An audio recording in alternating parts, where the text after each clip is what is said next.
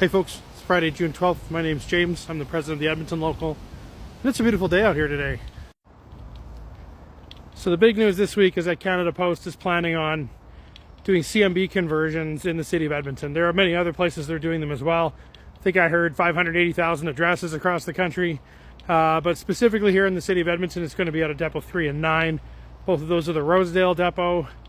So we can surmise a couple of things from that.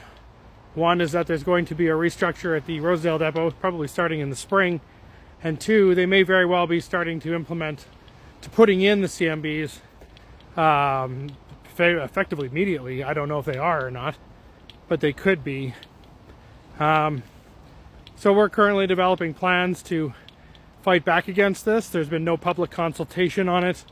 The Liberals are just doing what they want after 10 years of not approving a business plan for Canada Post, requiring them to work on the same business plan they had 10 years ago, failing to increase the price of a stamp for 10 years when the original price was basically what it was to deliver it in 2016. So we've basically been forced to deliver the mail at a loss for the last 10 years. And then the company's been spending money left, right, and center. We don't even have enough money to buy vehicles anymore. Right? So now we're sharing vehicles. So, you know, the mismanagement is pure and simple and plain, and you're going to pay for it. So we're going to have to fight back and get the public on board on that process. And building on the story that we talked about last time about the home pickups, apparently at the Spruce Grove depot, management has decided that they're going to go above and beyond the expectations. So originally, in the document that I was provided with from Canada Post's briefing to the members, is that rural routes, FSAs that have the 0.5 kilometer limit on them for parcel delivery, farms and rural businesses would not be included in this process. But I guess at the Spruce Grove depot, they've decided they're going to go above and beyond that. But there's probably a reason why those things were excluded. Like, you know, driving 60 kilometers to go and do a single pickup sounds weird. Also, how are they getting paid? RSMCs are definitely paid not by the hour. They're paid under their Schedule A. And so if they have to go out of their way to do that, how are they going to get paid?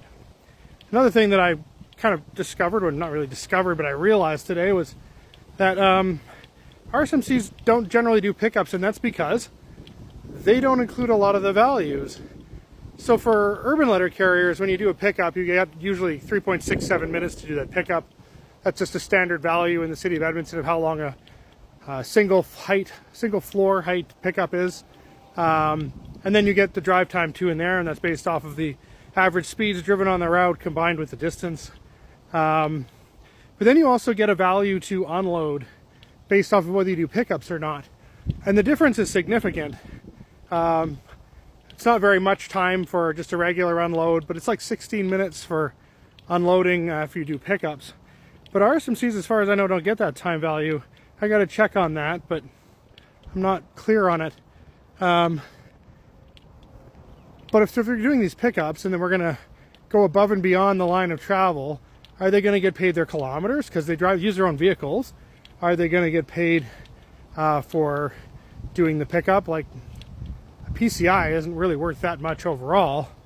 And what happens if they leave and their vehicle is required to be a particular cubic footage and they have all that cubic footage full and then they have to do a pickup with 3 large parcels? Are they going to get paid to come back? These are all questions that they haven't answered and have never consulted on because I guess they decided they want to consult after, you know, just bypassing the grievance process and just doing it anyway. So, I mean, that's what they're teaching us here, is direct action gets the goods. So, we'll have to see how this goes. I am going to try and get some consultation going on with that. Specifically, although I'll be away for the next 2 weeks, the Vice President and the Vice President of RSMCs will hopefully be able to arrange that to happen.